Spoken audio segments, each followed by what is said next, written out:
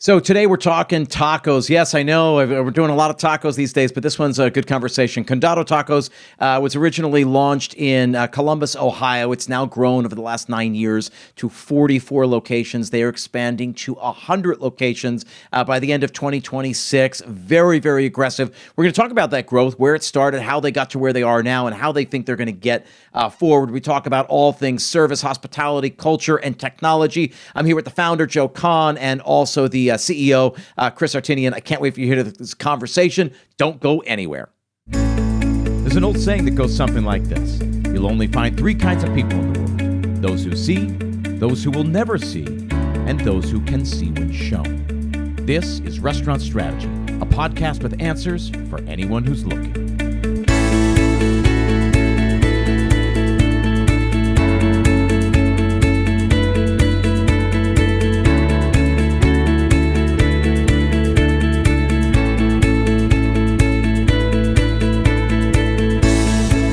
Thanks for tuning in. My name is Chip Klose, and this is Restaurant Strategy, a podcast dedicated solely to helping you build a more profitable and a more sustainable business. We cover marketing, operations, and everything in between. Each week, I leverage my 20-plus years in the industry to help you build that more profitable and more sustainable business. I also work directly with operators all over the world through my P3 Mastermind program. What are the three Ps? They stand for profit, process, and progress.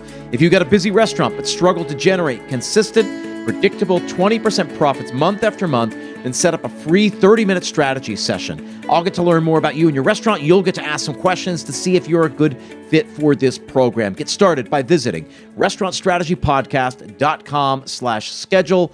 As always, you'll find that link in the show notes. Now, thousands of restaurants across the country use Kickfin to send instant cashless tip payouts directly to their employees' bank accounts the second their shift ends. It's a really simple solution to a really big problem. Because let's face it, paying out cash tips to your workers day after day, shift after shift is kind of a nightmare. Tedious tip distribution takes managers away from work that matters. It's hard to track payments, which leads to accounting and compliance headaches. Plus, cash tip outs create the perfect opportunity for theft. And there's never enough cash on hand to pay out those tips, so managers are constantly having to make bank runs. Bottom line, there's never been a secure, efficient way to tip out until now. Meet Kickfin. Kickfin is an easy-to-use software that sends real-time, cashless tip payouts straight to your employees' bank accounts, 24/7, 365. Tipping out with Kickfin gives managers and operators hours back in their day. It makes reporting a breeze and protects your business from mistakes and theft. And employees love it, so it's one of the best recruiting tools out there. Best of all, restaurants can have Kickfin up and running overnight. Employees can enroll in seconds. No hardware, no contracts, no setup fees. Get in touch today for a personalized demo and see how restaurants and bars across the country are tipping out with Kickfin. Visit kickfin.com/demo. That link is also in the show notes. So I've got two guests joining me on today's show, Joe Kahn, who's the founder of Condado Tacos, and Chris Artinian, who is the CEO. We're here to talk about a lot, but specifically sort of the hyper growth mode they're in. This is a brand that's just about 9 years old, and they've got a very, very, I'll say, aggressive plan for the next 3 years. If you're listening to this and you're going, hey, I'm just a small independent, sit around, stick around, don't go anywhere, because there are lessons that we're going to be able to apply to you, whether you're going from 1 to 2 restaurants, one location to a larger location. There's a lot of takeaways here. Chris and Joe are going to walk us through their story, and I think there's going to be a lot to apply to your story. First, though, let me welcome these guys. Joe, welcome. Chris, welcome. Thank you. Thanks for having us. Thank you. We're excited to be here, Chip. My pleasure. Listen, let's start with you, Joe, because you can speak to the genesis certainly more than either of the other two of us can. So, talk to me about the brand. Why'd you start it? Where'd you start it? How did it get its start? Yeah, it's a really interesting story, but I mean, it basically comes down to I was in the business 25 plus years at that time, and really never had the opportunity to open my own place. I had worked at every position in the restaurant, all the way up to, general manager. I did a little consulting, dishwasher, everything. But in that order? Yeah, right. Sometimes I took a few steps back. You never know. But all of that come to say I had a dream when I was given the chance, and I was at 40 years old, that I would build a place that I would want to work for. I would want to work at. Everything from the food to the ambiance to, the culture, what we're trying to do, to how guests perceive us, all this stuff. So, I had that opportunity and went home and wrote down on paper, it's 9, 10, 11, 12, almost 12 years ago, a little three-page business plan if I had my shot, and wrote it out, and I look at it every once in a while and see, and it's like 90% true to what Condado is to this day. So, it was a lot of, I wanted really clean, craveable food, and that's what I did at Condado. It was, I want to be able to come to my place, twice a week and know everybody's name and know my taco and go in and grab some sustenance, some great food. So I was very blessed to be able to have that opportunity and put it all down on paper, and it shone through for sure. So you founded the company, though, back in 2014. That's when you launched the first location. So what happened in those 3 years between when you wrote your 3-page business plan and what it took then to actually get something open? Well, I was busy doing the same thing I do now under a different name, quite honestly. It was a different partnership, same concept. I named it something different, and the partnership didn't last. So I was actually testing my theory, I guess you would say, until I took on some really great partners that believed in what I was doing the first year and a half or so, and translate that into another market under a different name. So, people usually don't associate that, but that's what I was doing. So I was real-lifing it. But, it was a proven theory in those 3 years of working it. And I knew what I wanted to change, and I knew what I wanted, it to evolve into. And that's what I really started 9 years ago. Yeah. So talk to me about, and I want to bounce to Chris, and I know you can't speak about these early days necessarily. You've just been with the company for a couple of years now. But talk to me about the brand. When somebody says, Condado Tacos, I don't know what that is. What is it? So what is it? And wrapped up in that, I want you to tell me what makes it so unique or special. Yeah. So, maybe I'll start with the latter. I think what makes it unique is really, and special, is really what drew me to the brand. So doing this for 30 plus years, I came across Condado, candidly, I was a managing director for a private equity firm that owns Condado today, called the Beekman Group. And I was leading the consumer group with a special focus on restaurants and prospecting for, great opportunities. And we were looking at for brands that had, a high sense of focus. Fast casual was really popular.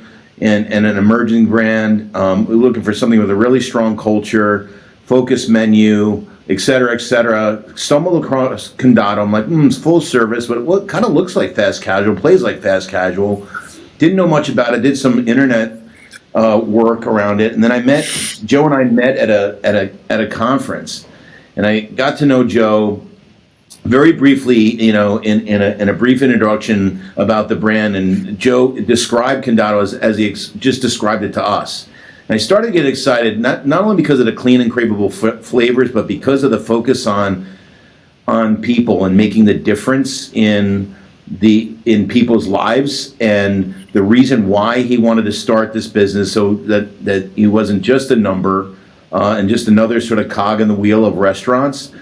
And what resonated with me is, as I started in my career 30 plus years ago, my formative years I spent with a really strong brand called Morton Steakhouse, where I started as an hourly employee and ended up the CEO. Joe had the same aspirations for the people that worked within his organization. So when I started to understand those values, married it with this really highly focused brand that was simple around craveable food, really clean flavors, focused on tacos, focused on great dips, queso and guacamole, fresh margaritas, and just driving a great experience in a place where you can come as you are in a celebration of individuality. I'm like, this is something really special. I hadn't seen it in a long time, and it really resonated with me. And it's the perfect hybrid of where full service meets fast casual, because we still drive this sort of come as you are celebration, destination experience with a great taco and some margaritas on a Friday night.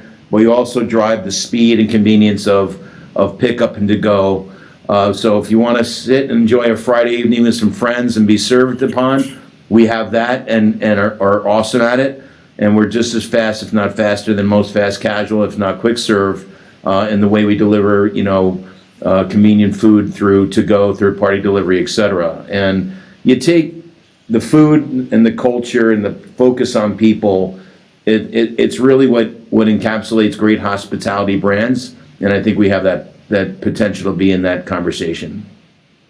I love that. So Joe, I'm going to bounce back to you. Yeah. Take me back in time. So you opened this place. Talk to me about that first location. What were you looking for in a space, a footprint, what it had to have, what it didn't need to have? Talk to me about what you felt like was integral to the success of that brand. They didn't need to have floor drains. That's what Chris is going to say, because Exactly. we were very cheap back in the day. Honestly, I knew what I was looking for with the area of town. It was close to the campus, but not close enough where it'd be only kids. It was kind of an affluent area on the other side, so I thought we'd get a good myriad of different people. It was also, not in a great, it was just on the hinge of being in the short north, which is like a very artsy neighborhood, but Yep. not the best area to be in, but we took the chance. I was looking for big windows and a big open space. Okay. With lots of walls, so I could do the murals and all that kind of stuff. So check Talk that to me out. about how many seats in that original place. Well, when I did it, it's a funny story. I set it up. I think I had about 80, 90 seats inside. I hadn't opened the patio quite yet, so I had, once I opened the patio 6 months later, I think I had another 50 seats. Okay. But I was way underutilizing it. I was projecting sales of like $2.5 million. I hired my COO about 6 months into this, and he took the business and basically turned it into a $5.5 million location overnight by putting the proper amount of seats. So the real amount of seats were about $110 inside and 100 outside. Is what we eventually got to once he took over the business. So went from 2.5 AUVs to 5 million AUVs overnight. So there you go. How within a long year. until you opened the next location? So I knew about a year into Condado. My partners were convinced as well that this was replicable. So it was about, I think I found the location at the end of year one Condado. It took about 6 months to build. So about a year and a half, maybe a year and 3/4 to open the second one. But from there, it went bonkers after that, because we weren't, once we had proved on the second one, within 6 months, we were like, we have a winner. Let's start looking for as many sites as we can open, feel comfortable opening with what we're building right now. So then talk to me about, because this is what I think is going to be of particular interest to a lot of the listeners here. And certainly we're going to talk about the crazy growth you did, and you just sort of thumbed at it. But talk to me about what you learned in that first location. I mean, part of this is you bring in a COO who does the proper seating and, more than doubles the revenue. Fine. What else did you learn over the course of that first year and a half or so that you then got right at the second location? And maybe drains are part of it, but tell me what else.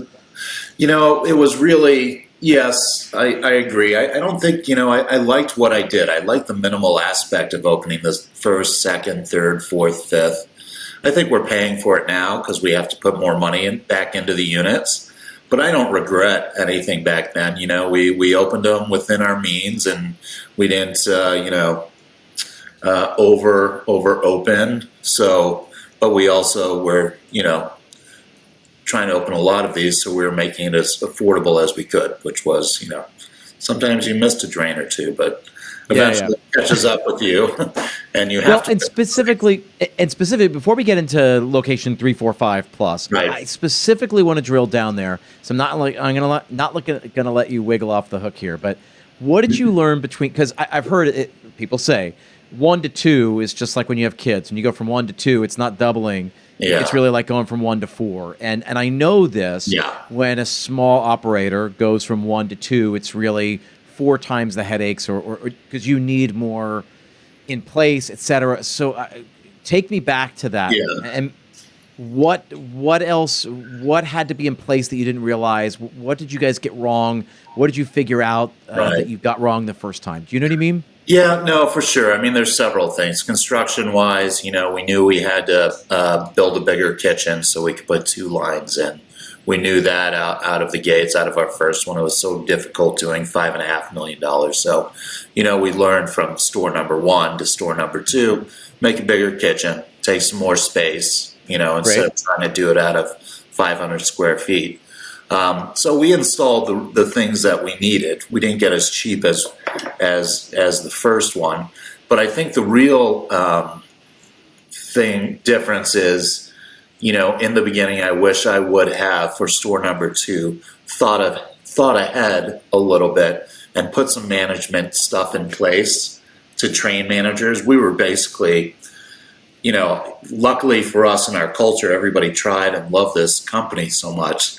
We still have, 8 or 9 original employees that started day 1 with us out of that original 25 that we opened with or something to this day. So, Dustin was the GM of Short North, Short North, and then Johnny was the co-GM of both, and, whatever it was, whoever was there with 2 hands and 2 legs, we put in place. So, it served us well, but I also, we learned from that opening 3, 4, 5, and 6. Yeah. We have to kind of think ahead of this stuff. So then, so I want to bounce back to Chris now, because again, you've now sort of come into a place where, there are, what do you say, 44 locations now? Something like that, spread all over. You told me before we hit record that there's the goal is to get to 100 locations in the next 3 years. That's very, very aggressive. I don't know if that's true, but that's aggressive. So talk to me what had to happen over the last couple of years, because you can't fake that, right? You can't, the way you have to hire personnel and train them and continue to develop them so that they're ready to grow when you're ready for AGMs and GMs and regional managers and stuff like that. So talk to me about that aspect of it, how you coordinate that. Sure. So let me take a half step back too, because I think Joe started that process. So one of the things I think Joe probably omitted inadvertently is that in his learnings through his original partnership and growing up in the business was, surround yourself with people smarter than you are. Not necessarily smarter than Joe, but smarter than me, smarter than both of us.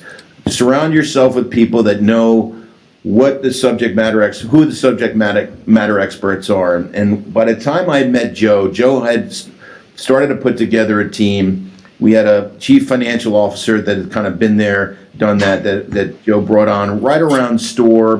I'm going to say around store 6, right, Joe? Yeah. I think it roughly, and then brought on a very experienced real estate fellow, and then brought on some other key members of the band, so to speak, to say, all right, I am now surrounding myself with folks that I got some experience in development, experience in how to chart the financials of the company, to chart growth, because in order to scale, Joe understood early that I need to surround myself with good infrastructure that creates a foundation of how to leverage this.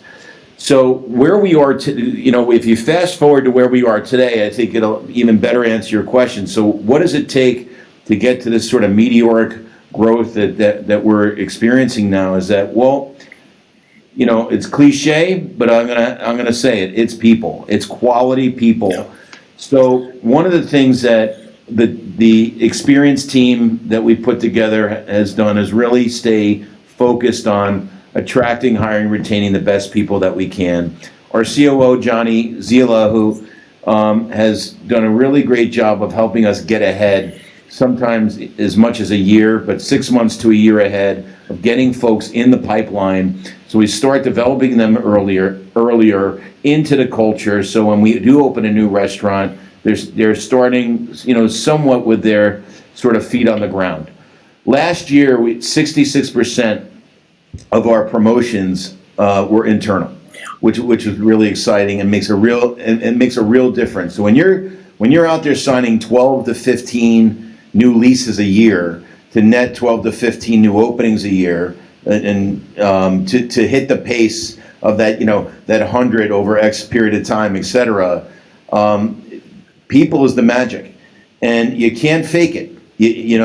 So one, it's getting them in the system early, getting them excited about the brand, understanding the culture, and then getting them excited enough that they want to open up another location and build a team around them.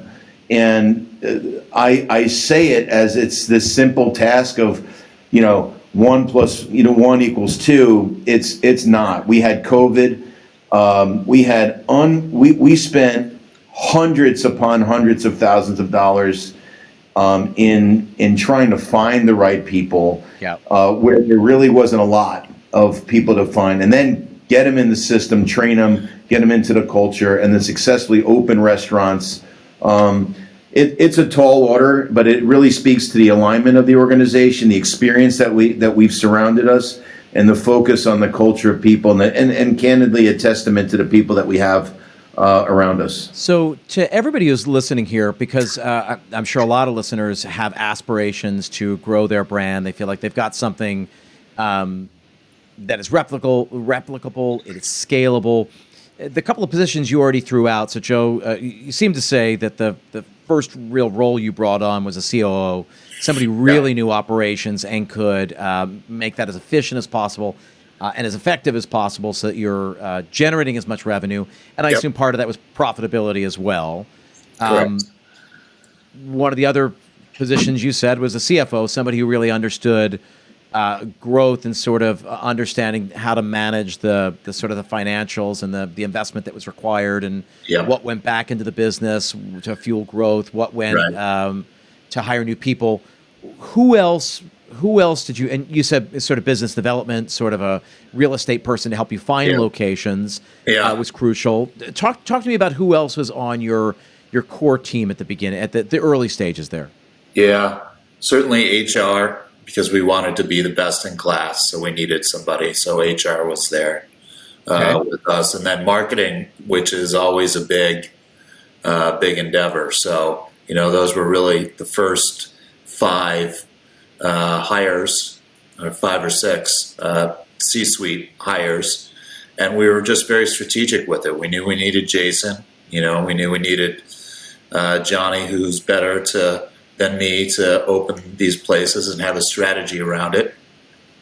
So, and you know what? To get these guys, it cost a little bit of the company. Each person got a piece of it, and I paid much better than I even paid myself at the time.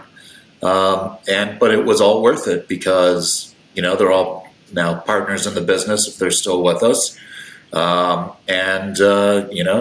super dedicated. They are partners, So what else can I say? Yeah. So Chris, talk to me about how you, as you became involved with the brand, because as you said, you were on sort of the money side of things. And this is a really question for both of you, and I don't know who best to answer it, but I guess part of my question is, Joe, at what point did you realize, this thing's got legs, I need big money?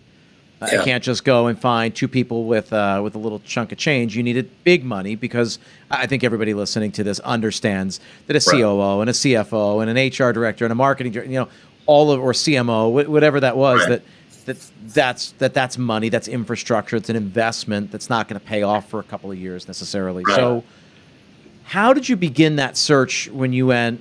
I mean, what'd you do? You say to friends, "Hey, listen, I need a big investment. Where do I go?" Or how did you begin that search, or how did you get connected with Beekman?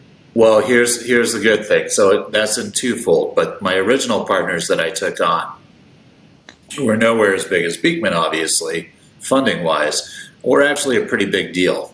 But they weren't part of the business. They were the money, and they were my coach. They would help me set up the business, and they were looking to not get in to have 10 restaurants. They wanted this to be a national company. So they believed in me so much, that's why they got in.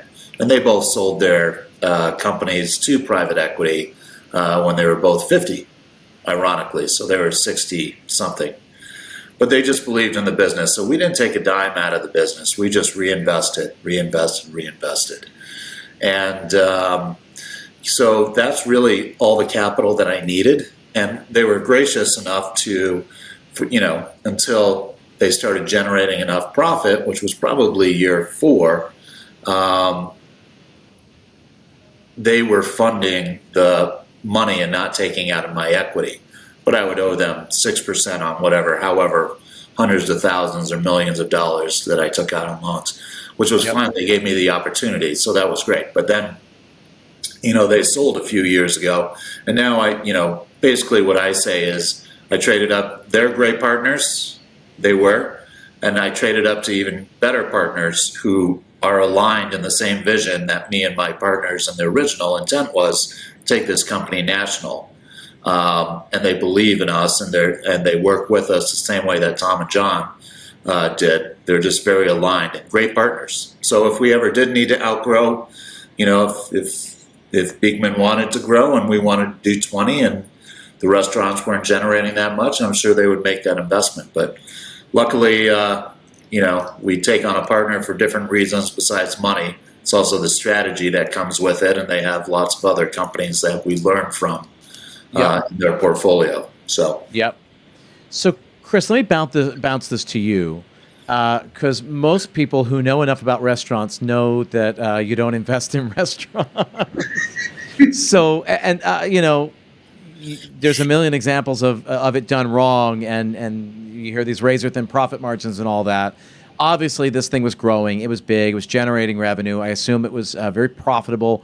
You sort of you say, hey, listen, we just do this over and over and over, and we'll have this return.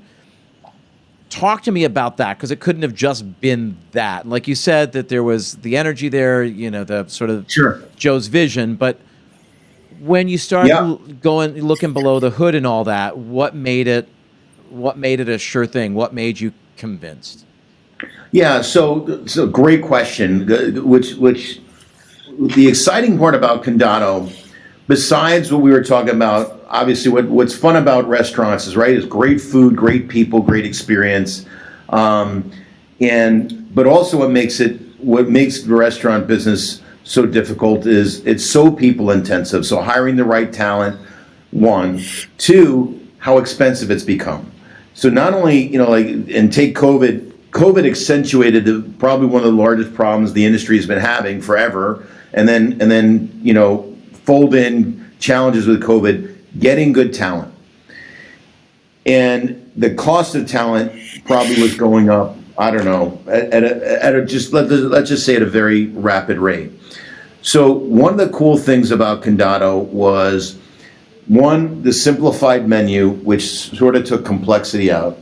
2 is that we have what we call a make fresh centralized sort of kitchen that takes a lot of the complexity out of our labor model in the restaurants. I mean, literally 200-300 basis points that comes out of labor at the restaurant level, because we produce 80% all fresh, no GMOs, no preservatives, absolutely clean, in a 26,000 square foot facility that we logistically deliver to ourselves. Really, really unique model that is able to allow us to centralize the quality, centralize the consistency, the purchasing, the safety, the sanitation of all that we do in a way that also streamlines our need for labor, which really was a financial benefit to the business, and also took a lot of complexity out of it, and really allowed the business to scale in a very efficient way.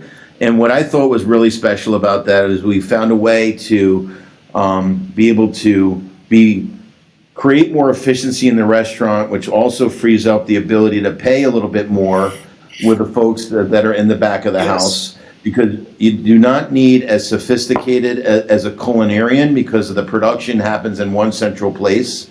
Again, all fresh, all clean, no preservatives, etc. Still make fresh, but the folks at the restaurant really are, quality control and managing labor, managing the task work, and creating the leadership at the restaurant, but with a lot less complexity of having maybe a traditional culinary background that could be quite expensive. So between the focus menu, our centralized sort of structure, we're able to sort of leverage the opportunity around labor and be able to give us a little bit of freedom to pay a little bit more in the restaurant with less people. Yep. At the same time, give us the ability to scale in a very efficient way. And has that helped you with churn? And I'll qualify this by saying the only people who listen to this are restaurant owners and sort of high-level operators. Like the audience here for this show is very niche. There are no people accidentally come across this show. So people really like getting into the weeds, which is why I love the previous answer. But I want to ask, does all of that helped with churn? Because we know the high turnover that all restaurants have.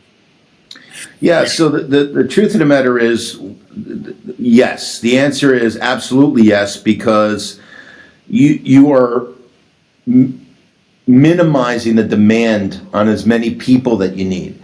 But let me balance that out. I think any restaurateur that's listening is going to say, you still got to hire people. You still got to get the right people.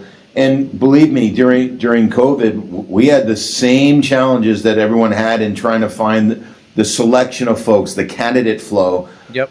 Where we were able to take advantage of it. We did not need the intensity of people in those kitchens, where a normal kitchen would have need 30-40% more in terms of absolute personnel. We were able to be more efficient because we have a central point of leverage. Because the system that was in place. Need as many people, exactly, and then create those systems in place without a doubt. So there's no doubt that we battled for the same type of person. We just needed less of them because of our model. POPMENU has reimagined the restaurant. They're breaking the mold of the menu, taking the kitchen doors off the hinges, and serving up their most comprehensive technology solution yet, POPMENU Max. It comes with the previous ingredients you've heard me mention on the podcast. Websites designed with SEO, marketing tools to keep you top of mind with guests, and of course, the patented interactive menu technology. This new recipe brings automated phone answering, third-party online order aggregation, waitlisting, and more to the table. POPMENU's phone answering technology has your ringing phones covered. With artificial intelligence, the simple questions that keep your phone line tied up can now be handled without pulling a staff member from your in-person hospitality. No more missed reservations, asking for your hours, or missed revenue, and that's just the beginning. You have a passion for food, POPMENU has a passion for technology. Together, it's a recipe for restaurant success. Now, even more digital ingredients are in their technology pantry, and POPMENU is helping restaurants attract, engage, remarket, and transact with their guests on a whole new level. Trust me, if you're a restaurant owner, you need POPMENU to take your business to the next level. For a limited time only, get $100 off your first month, plus you lock in one unchanging monthly rate. Go to popmenu.com/restaurant strategy to claim this offer. That's $100 off your first month at POPMENU.com/restaurant strategy. As always, you'll find that link in the show notes. Talk to me about the brand. Talk to me about the before, during, and after. I really don't want to talk about the pandemic. Nobody wants to hear about the pandemic. But this is a brand that existed before. This is a brand that survived the pandemic, that existed successfully during, and now we're in this new normal. Talk to me about what's changed, or talk to me about what hasn't changed. Talk to me about this new existence. Yeah, that's interesting. Trying to think. I think that our consumers expect more out of us. Our guests expect more out of us. They've been eating out as a living basically for the last 3 years, so now they know what they like. So I think they look for service a lot more. They also probably look for, I don't know. To me, service is probably the number one thing I would think. I don't know what you think, Chris. Yeah, I think we've seen some behavioral changes for sure. I think to Joe's point, just to build on what Joe was saying, is that a couple things. One is, there, to build up what Joe's saying on the service model, I think that with COVID, we went from, people just being thrilled that the restaurant is open and maybe the service standards breaking down. But I'm going to come back to that in a second, if you don't mind. I think the real behavior that has changed is that we literally had no off-premise business pre-COVID. Yeah. It was like low single digits, 4 or 5%. We were just getting sort of to go and pick up, and third-party delivery was barely off the ground. Yep. Pre-COVID, and then boom, post-COVID, it's 35% of our business. Wow. And is major. So we were able to create a catering business that has grown exponentially since, and our pickup to go third-party delivery has become a very meaningful part of our business, and it's something that we have invested in technology, like many others, through Olo, kitchen display systems, and anything that we can do to make it easier and frictionless for our guests, whether it be from payment to ordering, etc. And I think to going back to the service model, we actually subscribe, to the fact that the service model got broken in COVID. We went from everyone was just like, I can't find staff. They're throwing signs in the window like, hey, just so you know, we're apologizing before you even walk into my building. Yeah. We're short-staffed, and believe me, we get it. No one gets it, like we do as well. But you know what? We've never taken that for an excuse. Is that we're here, we're providing a service, and one of the things that we really focused on during that time is being friendly and accommodating to our guests. And not only were we thrilled to be able to provide that service, we were thrilled to be able to build upon the fact that we wanted to create a place that was appreciative of people walking through the door, and really focusing on politeness, please, thank you, during those times. I always used to say to clients that they say, oh, everybody expects so much, and I'm just doing so much with so little. I have so little staff, and I wish they would take it easy on us. I was like, are you taking it easy on them? Did you give them 20% off because they're getting 20% worse service? And they said, well, no, I can't pay my bills. I said, okay, so you got to cut them slack. You're charging the same amount, and in many cases more than you were pre-COVID. So it's okay. They're okay to complain. It's our job, to your point, Chris. It's our job to just deal with that. Consumers have a very specific view of value. Is this worth more than what I'm about to part with? Right. Meaning the money, the time, the whatever. Joe, I'm sorry, I interrupted you. What were you going to say? No, I was just going to say Chris is 100% right. Chip, you are dead on 100%. If this is going just to the restaurant guys out there, let me give you some advice. We had to pay more. We always paid a lot more than most people. That's our philosophy in this business. I was paying $20 an hour to line cooks 9 years ago, to assemble tacos. I believe in that model, livable wage, make good money. You're in a legitimate industry. But, there were times that, we needed to pay $6, $7, $8 more for a hostess. And that's what we did. Right? Yep. I think a lot of people were like, well, I'm not going to pay $5, $6 more. And so I'm going to cut this out. Well, to us, if you cut that out, you're just cutting out bodies coming into the restaurant because they're not going to keep coming to you if there's not some sort of hospitality aspect to being hospitable. They'd rather go to McDonald's, right? That's right. That's a cost of scale for some restaurateurs out there pay. Yeah. I love this conversation. Chris, you sort of opened the door on this, and so I want to use this to talk about technology. So you were talking about, sort of what happened over the course of the pandemic. Technology adoption is certainly part of it. I want to understand how you guys think about it.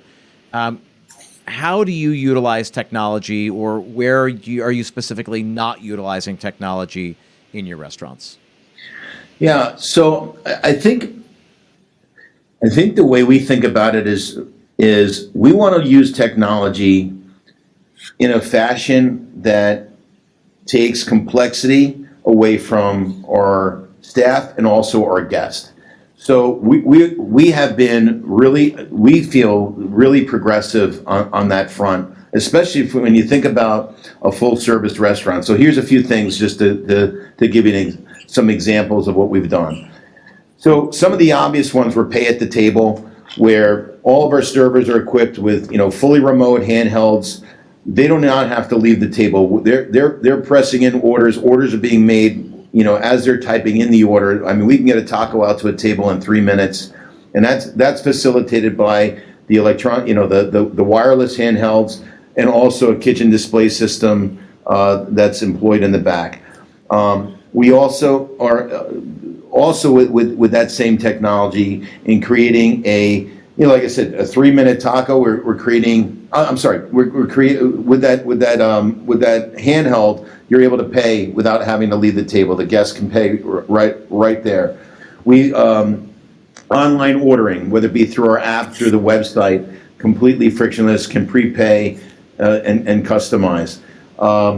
We have fully integrated, with wait lists or using text for pickup to alert folks for pickup orders, or that their table is ready as needed.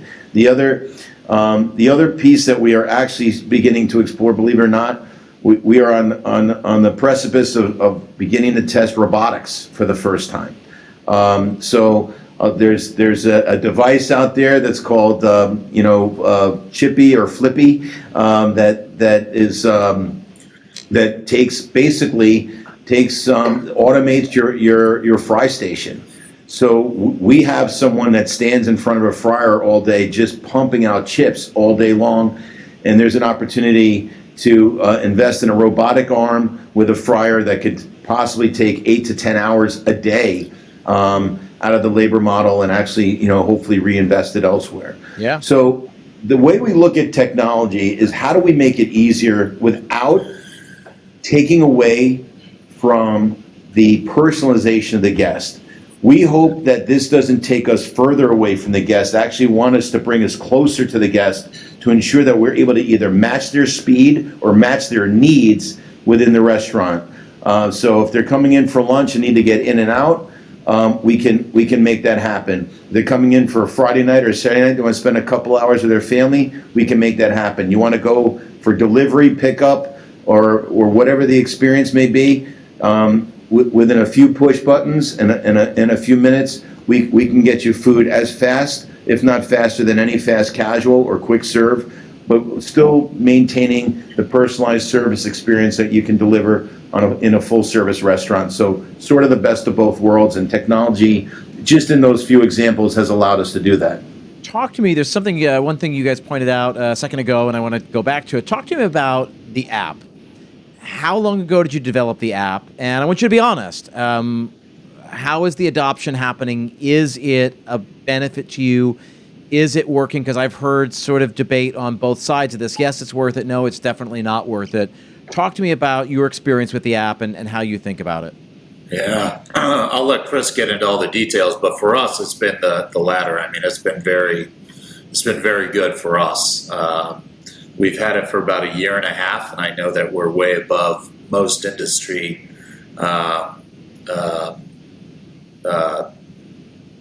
standards on most of the adoption rates and everything else. So we do really well with it, but we also, I mean, what you're doing is you're offsetting your third party, obviously, and you're trying to come to you and pick up. But I'll let Chris tell you all the details, but it's really exciting for us. That's guest sentiment. I mean, guests are looking for some sort of an enhancer, a deal, to be a part of something. So I'll let Chris tell you exactly what. I think to build on what Joe is saying, I think not all apps are created equal. I don't think it's build an app, they will come. Yeah. I think you have to build an app that's going to be a tool. And that, is it just another icon on someone's phone, or is it actually a vehicle where I can create some engagement? And I know that sounds like a lot of hype, so let me get specific. Please. We wanted our app to make sure it had functionality. So one was, we wanted to make sure that you could buy a gift card, order online, make a transaction through our app, that when you think of Condado, you think of your Condado experience, that you're able to go through the app. Now, So we are in our second full year of the launch of our app, and I will tell you, we've evolved it. Year one was just about adoption. And I'll be honest, we probably got a little bit aggressive on our offerings in terms of like points for what you get redeemed. But we were trying to get as many people on the app so we can communicate to as many people as possible. But then we evolved to adding things like online ordering, and being able to purchase gift cards, whether it be electronic or otherwise, on our website. And now we're moving into how do we use artificial intelligence. We have graffiti art all over our restaurants it's really localized. And one of the things that we're evolving towards in our app, and that we're literally working through now, is how do we create gamification where we're having, if you think about like airlines and other successful rewards program, how do we make it competitive to gain points with Condado, or use it to find cool things within our artwork and receive a prize, and really try to gamify, or leverage gamification within our app to make it as part of the experience. So, the honest answer, we've gotten great adoption because we've made it a tool. We think that when we look at other great app platforms, i.e. Starbucks, how do we create that engagement with that? When you think of taco, you're coming to Condado to place an order. Yeah. And we want to keep that level of engagement in there through keeping it interactive and using it as a tool to communicate with us, order food, and do whatever you need to. So I want to talk about one more thing, because I know we're coming to the end of our time here, but I want to talk specifically, as you have this sort of aggressive plan for growing this brand. You said, dozen plus locations every single year. What are sort of the next set of challenges that you face in order to do that over these next 3 years? I think it all comes down to real estate, people. We have a great real estate guy who can get us those 15 a year, and it's not running dry yet. But I think the biggest challenge will be the people, and but that's what we do. That's what we're all about. So I'm not too worried. But yeah, we just have to keep filling those pipelines with people ahead of time. So let me go one further. Talk to me about the future of labor in this industry, because the service industry in certainly this country, and we are this podcast is in 65 countries, so I have to make sure to put that out there, because it is different in 64 other countries. But in this country, service is a status thing, right? It's not often thought of as a career path that people sort of aspire to early on. That's very different than in, let's say, Western Europe. Western Europe, service is a very reputable, very exciting path to go, and not so much in this country. And I think that's a little bit of the challenge here, is that nobody says, "Oh, I want to be in that industry." How does that change? How do you guys think about sort of hiring at the level you need to hire when you're up against sort of that sentiment? And if I'm wrong, if you see it differently, please, by all means, tell me how you guys are thinking about that. I think you're right. Let me take this one real quick, Chris, but that's what we're all about at Condado. We're trying to change how the industry is viewed. And right now, unfortunately, in the United States for a very long time, it has been, somebody who doesn't have a degree goes into, restaurants. And that's really how it shouldn't be thought of, because all the guys with me are now COOs and, partners in the company and all this stuff. So, and that's what we really try to hit home when it comes to hiring. We want to pay best in class, and we let people know we want to have the best benefits out there. These are all things that you have to do. You have to be, if you want to get good talent, you need to change the industry. And there's no more a GM, making $70,000 a year running a $5 million store. They need to be paid $125,000, $130,000, $140,000 a year. That's just how the workforce is out there, demand and reward. So we think, because of our philosophy and our culture, that we're changing a little bit of that. I worry for the rest of the industry if they don't catch up. But, who cares? There's going to be more people for us to grab because people, when they hear about us and hear about our culture, they do everything they can to get into our company. So, but that's how people need to think, I think. Yeah, I think I agree a lot with what Joe had said. Look, I think it's changed a lot. In our fast casual has probably changed the complexity of our profession and made it feel like a kind of almost like a sign up sheet. Listen, the service industry is hard. It is a skill as far as I'm concerned, and I think that.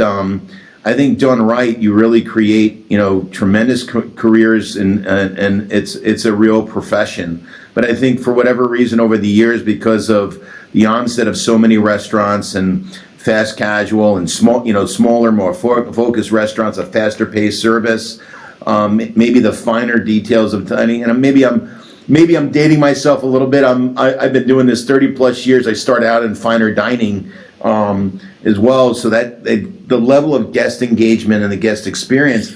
I was raised in this business where this was truly a profession, and what was the coolest part about the profession was that, to Joe's point before, you could have no education, but just a great focus on wanting to make a difference in hospitality and the guest experience and make that difference. I don't think that's completely dead. I think it's gotten lost. However, I do believe that we have found a new norm here where we have to meet the guest speed and convenience of today. That's right. But we cannot leave the experience behind, and I think that's where the professionalism comes in, and that's what I'm excited about with this industry. And it certainly has changed and evolved, but I do think that the ones that think like us, not to sound elitist, I don't mean it in that way, but I think the ones that think like us, where we really appreciate everyone that comes through our door, values that experience in hospitality where you can make a difference in someone's day. Because to me, that was what hospitality was built on, is that you can change someone's attitude over a meal. Always. which is pretty freaking exciting, Always. And I think we do that. We get a lot of credit for being friendly and hospitable, and I think that's what makes us a profession, and I think we can build upon that in our industry. I love it. All right, I got one last question for you guys, and then I got some rapid fire questions I'm going to ask each of you after this. But one last question, because something that I think we struggle with a lot is, and there's a specific way that I like to think about marketing. I won't impress those upon you, but you guys are going into new markets, new neighborhoods, new stores all the time. And so specifically, I want to ask you guys, because I think you have a unique perspective to share here. How do you think about customer acquisition? Building awareness, raising awareness, building trust, getting people to come try you for the first time, because it's not always easy, I have to imagine, to just get people to come in for the first time. And everything you're talking about, guest experience, quality of food, all of that, that'll get them coming back. Right. But how do you guys think about sort of, again, raising awareness and customer acquisition when you first open a new place? I think that would be a particular help to the people listening to the podcast. Yeah, I mean, I'll let Chris get into specifics, but yeah, that's a big focus of ours because we are going into so many new markets. In fact, we just had a board meeting recently, and that was kind of a focus of it is, we put, $25,000, $50,000 per location in marketing for the opening leading up to it. Do we go up by another 25% in these new markets that nobody's ever heard of us? Yeah, it makes sense to do that. You have to get the awareness out. You're not going to spend millions of dollars to do that. But Chris, it's gotten more expensive for sure the farther out we get. But I'll let Chris give you all the details. Joe did it with his first restaurants with no floor drains and free taco coupons. That's right. Yeah. No, I mean, in all seriousness, it is our number one challenge. So what's exciting about that, you're going into a new market that's never had Condado. So there's a couple things that we do try to preemptively. We do send, as we're recruiting for management for our new store in a certain market, let's say it's a brand new market, we will really try to learn about what's going on in that market. We'll try to we'll try to sort of, get the lay of the land, in which case, once we have the general manager established, we really try to figure out what are the centers of influence in that market. And then as we are building the restaurant and we start planning for opening, we have a series of events during, 2 weeks prior to the restaurant being open, we have a series of events that include training. So we do our hiring and training of our management teams. We bring our training teams in, but also we bring our marketing team in. They seed the area. We'll promote our catering, and we'll do food drops, and we'll try to infiltrate the community to let them know that, hey, that we're coming. Here's who we are. You may not have heard of us, and do a lot of sort of hand-to-hand combat. The challenge that we really have, though, beyond that may get it really exciting. We also do what we call a year of yum, where we offer the first 100 guests free tacos for a year. You get a free taco every week for a year. And literally people line up. I mean, we've had people literally 5 o'clock the night before camp out for the morning before to get online to create that buzz. That's exciting, and that'll get you through the first 30 days. But you're in a brand new market, we also need to continue those sort of PR efforts and make sure that our name is out there. Yeah. We don't take for granted that we just build it and they will come. One, we have to execute inside the 4 walls, to your point. So once we get them, we want a compelling reason to come back as quickly as possible. But 2, we try to leverage social, digital, and a really layered approach to sustain that sort of buzz in the first 6 months of a new location, so we can create some sustainable communication with the community. But at a high level, that's sort of how we approach it. Yeah, great. Perfect. Guys, this has been a great conversation. I really appreciate your time and sharing your guys' story. I got 5 rapid fire. They don't have to be rapid fire answers, but there's sort of like 5 easy questions for you. If you guys are game, I'd love to roll these to each of you. Cool? Yeah, absolutely. Yeah, absolutely. All right, Joe, you kick us off. First question, Joe, what's the last great meal you had? Oh, gosh. Last great meal I had, I think it was Jeff Ruby's Steakhouse. Yeah. That was a few nights ago. Excellent. Chris, same question. So I have a soft spot, and I was just there recently. There's an Italian joint in New York called La Parma in Williston Park. It's also where I happen to get my first restaurant job, but they have the best authentic Southern Italian food. So I was there recently, so that's the best experience I've had in a while. Love it. All right, Chris, you're going to take the second question first, so you don't have time to think about your answers to everyone. Tell me, what's the last great hospitality touch you had? The last great hospitality touch that I had. You know what? I was out in Fort Lauderdale. I was at a hotel, and it was our anniversary, and the hotel, so they didn't know how many years or whatever, but somehow figured out it was our anniversary and left a really cool, made me look like a hero. I had flowers and candy waiting in the room without me having to say a word. Awesome. Which I thought was pretty cool. Yeah. What a cool touch, and actually probably took them such little effort to accomplish that, and look at the impression it made. I love it. Yeah. Joe, same question for you. Yeah, it was about a month ago, and it was in North Carolina, just this Italian place. I don't know if I told you, Chris, but little Italian place, and this guy, it got great reviews, but it was basically chef owner run. So he was in the kitchen cooking with 2 other people while he was interacting with the dining room at the same time. It was that small, so there was about 25 people. So he's screaming at the guys, politely to, barking his orders for what he needs. And then he's turning to people going, hey, how's your dinner? And hey, how's yours? It was just this great hospitality show that you never see anymore. These owner-run places that take so much passion and pride in that, that it reminded me of how it was when I was, online in Condado and looking out into the dining room, asking people how things are. Yeah. Love it. All right, Joe, you're going to take the next question first. If a genie came down and granted you one wish as it relates to our industry, what would it be? What would you wish for? Ooh, what would I wish for? Oh gosh, the best sites out there. I have the best people, so I'll get the best sites. How's that? Okay. Chris, what are you wishing for from the genie?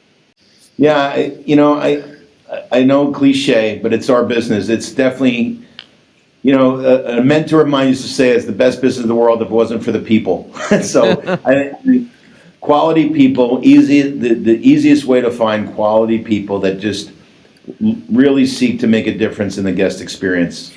Love it. All right, Chris, what would you tell someone who's about to open their very first restaurant? Stop! Don't do it. I would say, be prepared. I would ask of them that if this is their life's calling, and I mean this, I mean that sincerely. That this is not, to me, this is not a business that you can get halfway in. It is so much fun and so rewarding, but you have to be knee deep in it because it's so people intensive that I would just warn that it's going to consume your whole life. But if you're anything like me and enjoy people and enjoy making a difference in people, it's going to be a life full of reward. But there's a reason why there's an 80% failure rate of in our industry. So either you're all in or please do not even bother. Yeah. I love it. Joe? Yeah, I mean, basically the same. You have to be 100% in it. And you have to walk in knowing that it's probably going to fail, but you know what? You have to do it on your terms. Keep your head down, fail fast, get back up, keep doing it, and do a lot of repetition of that. I mean, you don't have a life outside of the restaurant business. It takes a good 5 years to build, even a good management team around you in a single restaurant. Imagine if you don't pay well, the turnover and you having to do it. I think that's why a lot of restaurants fail. They don't take the human piece, which is investing in the people around you to make you successful. So yeah, I agree with that. All right, Joe, take us home here. Tell me about the future of restaurants. Look 5 years down the line. Tell me what is coming that other people might not see coming. Ooh, gosh, I do think robotics. I hope we don't see it in the front of the house, but I do see it in some of the back of the house. I see that being a big piece. AI is going to be a big piece. Technology is going to be a huge, huge piece. I mean, everybody's looking for convenience, and convenience is coming with technology. So, I mean, we want to keep it as humanistic as possible, but there are going to be a lot of robots and AI stuff out there that our guests are going to want to use to get to us. So that's the future 5, 10, and 15 years out, honestly. Yeah. Right. I agree. Chris, what about you? Yeah, I feel the same way. I think technology is going to continue to evolve, whether it be robotics or other artificial intelligence, and I'll stick with Joe here too. I'm a purist. I do think that I can't wait to continue to marry technology with the personal experience, and I think the ones that figure that out and still be able to drive the convenience and frictionless nature of a good piece of technology, but still are able to make the human connection. I think those are the brands that are going to win, whether it be fine dining, fast casual, or quick serve. I think that human connection, while evolving, is still going to be paramount. But absolutely leveraging the benefits of technology to make those convenience and those creature comforts, a deliverable for our guests. Yeah, I spend a lot of time traveling all around the country talking about the intersection of hospitality and tech, and I really wish we weren't so precious about service, because when we start separating service from hospitality and we start incorporating some of these technology solutions, I think what we would find, and we are going to find, is that we actually have an opportunity to create a much better hospitality experiences. Creative when we free our people up from doing the very menial tasks. I think we actually free them up to be more human. And so we say, oh, we don't want robots, we don't want computers, we don't want AI, except, someone answering the phone for example, someone answering the phone, just taking a reservation, that can now be handled by the computer and now AI voice answering. And then we can just have a line. If you want to leave a reservation, press 1. If you want to talk to a real human, press 2. And then we free that person up from all that, like the simple tasks that a computer can now do. And now that person fields 1 out of every 6 calls, 1 out of every 10 calls, and actually then has the time to engage. And I think there are opportunities there. So I would completely agree with you. Yeah, I'm glad you see it that way, Chip, because we really do see that's how the future could be. Yeah. There's so much opportunity. And again, I spent a lot of time in fine dining, and they are very precious about this. And I think there's some things that are meant to be guarded. I think you go there for all the attention and the extra service touches. I think you pay extra for that. And yet, I wholeheartedly believe there are opportunities to inject technology to make that a better experience, to, again, no question, free our people up.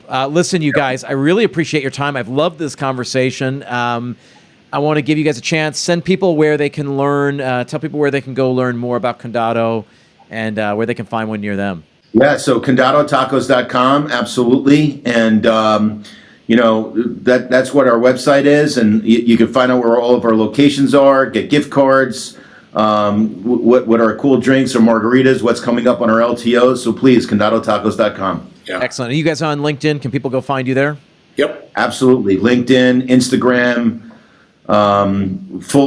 fully engage on the social platforms, TikTok, etc. Excellent. Because I imagine some people might want to dig a little bit further. Guys, I appreciate your time. Thank you very much. Enjoy the rest of your day. Thank you, Chip. Thank you very much. So once again, I want to thank Joe and Chris for taking time out of their day to talk to me, to share their story with you. Again, all the links are in the show notes. And one final reminder, if you are interested in learning more about my P3 Mastermind, then please get in touch. You'll get on a call with me or one of my coaches. We'll get to learn more about you and your restaurant. You'll get to learn more about the program, ask some questions about the program to see if you're a good fit for the program. Again, we're making an impact on businesses all over the world. To date, we've got over 50 people enrolled in the program. The program works. To get started, visit restaurantstrategypodcast.com/schedule. That link is in the show notes. Again, I want to thank you for taking time out of your day to be here to listen into these conversations. Look forward to having you every single week, and I will see you next time.